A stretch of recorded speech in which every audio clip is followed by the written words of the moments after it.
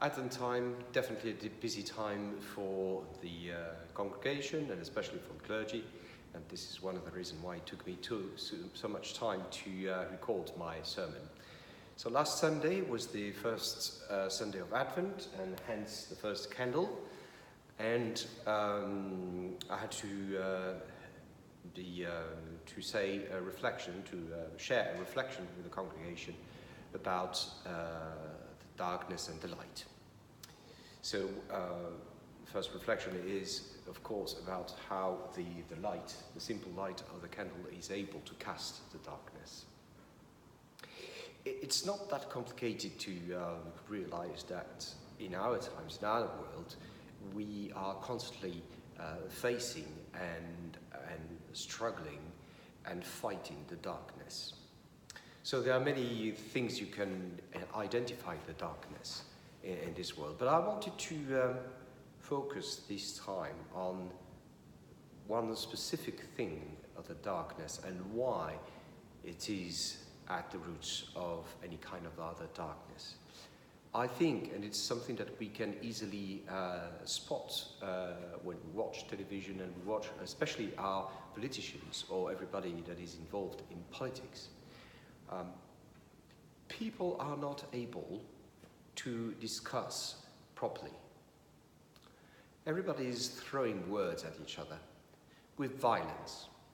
Nobody is able to say, "Oh, you got a point, you're right." Nobody is able to say, "Oh, that's true, I made a mistake." Everybody is in kind of mode that I am right, you are wrong, whatever the topic. And nobody is able to accept the opinion of the other without getting violent. So definitely, my reflection, especially for us as Anglican, very particularly as Anglican, but also it should be for the whole of the Christians, but especially for Anglicans, we have a culture of comprehensiveness, to be able to agree to disagree. We have such a great variety in the Church of England and in Anglicanism between the low church, the high church, the middle church or pro-church, between all the traditions from conservative evangelical to high Catholic and liberal Catholic, any kind of traditions. We are all different. We disagree on so many things, but we agree to disagree. We agree to be together. We agree to worship together. We agree because we are all followers of Christ. And I think that's something we can teach to the rest of the world, something we can teach to the society. This is a way of bringing light to the society. We are able to tell the world, and we should tell the world, hang on a minute, make a pause, be able to discuss properly, be able to listen to the argument of the others, be able to listen and to be in the position of the other, to understand why he or she is thinking differently. Calm down, because if we discuss, we are able to find ways together. We are able to cast the darkness and bring the light. Amen.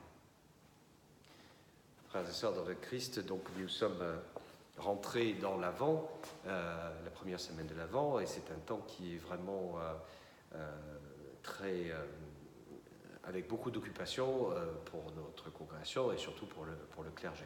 C'est une des raisons pour lesquelles j'ai mis autant de temps avant de vous délivrer mon sermon, que j'ai fait en fait dimanche dernier lors d'un office de la lumière.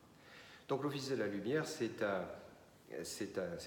temps pour réfléchir sur ce rapport entre les ténèbres et la lumière. Et se rendre compte à quel point la lumière d'une petite bougie, d'un cierge comme celui-ci, le premier cierge de l'Avent, est capable de faire reculer les ténèbres. Alors, c'était pas très compliqué d'imaginer dans notre monde où sont les ténèbres. On les voit, on a des exemples. et de très nombreux exemples pour voir que nous sommes dans les ténèbres, et ce n'est pas nouveau. Mais je voulais avoir un point de focalisation plus précis ce dimanche dernier à propos d'un type de ténèbres que nous vivons. Alors, si nous regardons, et cela est valable pour nos deux cultures, nos deux pays, si nous regardons attentivement aux informations et que nous regardons les politiciens, la manière dont ils discutent, enfin tous ceux qui sont impliqués dans la politique, nous nous rendons compte que les gens ne sont plus capables de discuter. Personne n'est capable de dire « Ah oui, là, tu as peut-être raison » ou « Ah, c'est vrai, je me suis trompé, c'est vrai, c'est une erreur de ma part ». Personne n'est capable de se mettre à la place de l'autre. Personne n'est capable de discuter sans violence. On est tout le temps en train de se jeter les uns aux autres des noms d'oiseaux.